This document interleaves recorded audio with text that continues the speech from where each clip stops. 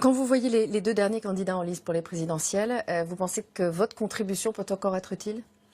Et moi, j'ai pas voté parce qu'il y avait plusieurs raisons, mais il y avait cette idée que, et je le dis depuis très longtemps, que il fallait pas faire semblant. On connaissait le résultat.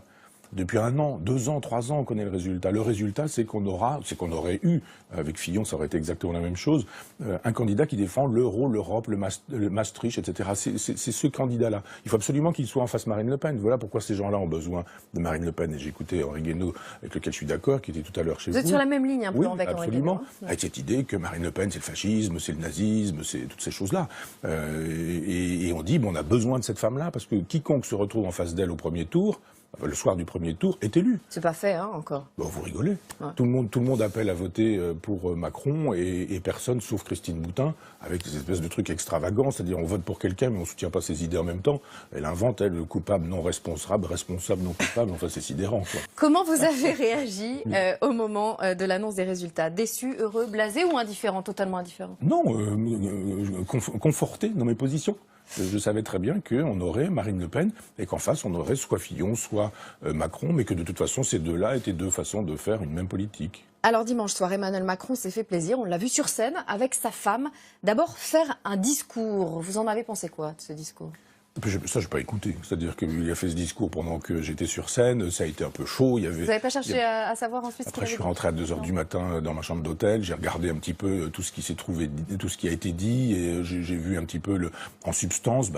Il confirme aussi cette idée que c'était une élection à un tour. Il a gagné l'élection présidentielle et il a fait sa petite soirée festive avec les intellectuels. Avec Alors je vous Stéphane raconte, Bern, voilà ce qui s'est passé ensuite. Il a invité tous ses amis à la rotonde. Il est monté sur une table. Il a embrassé Stéphane Bern, Lynn Renaud notamment, et les gens qui l'ont soutenu depuis le début. Est-ce que c'était pas déplacé le soir du premier tour? Mais tout le monde sait bien que, enfin, sauf ceux qui ne veulent pas qu'on le dise, mais que c'était une élection à un tour. Tout est fabriqué pour qu'on puisse mettre Marine Le Pen au 2e tour, que les libéraux, ils ont besoin de Marine Le Pen, il leur faut leur diable.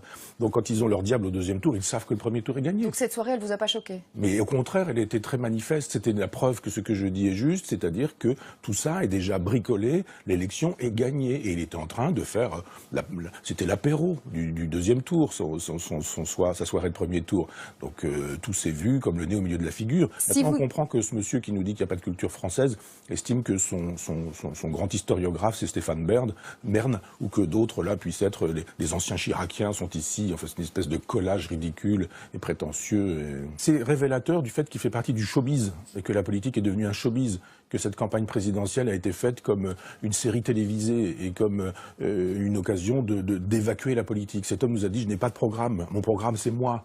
Non, il a ensuite énoncé tout un programme quand même. C'est quoi, quoi le défendre, mais... non, mais... Tout un programme.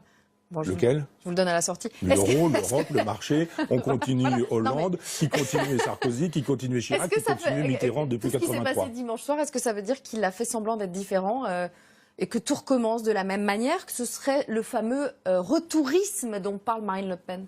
Mais c'est pareil, je veux dire, c'est la même politique. Depuis que François Mitterrand s'est entouré de Jacques Séguéla, les publicitaires font les campagnes présidentielles.